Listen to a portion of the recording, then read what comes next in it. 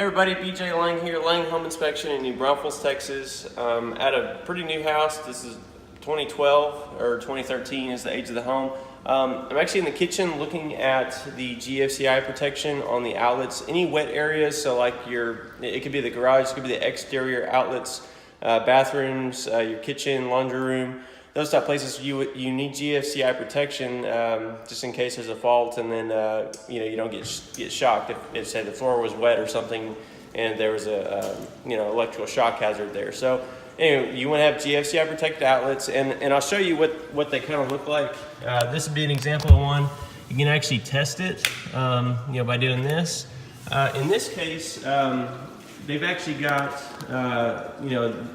within 3 feet of the sink, they have outlets here, and these when I test these with my little tester here, they're not GFCI protected. So these next to the sink definitely need to be added.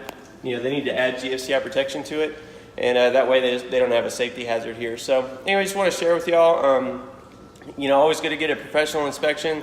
You never know. I mean, like in this case, it actually says GFCI protected outlet when in fact it is not. So anyway, just sharing. I hope you're having a great day, and y'all have a good one. Thanks.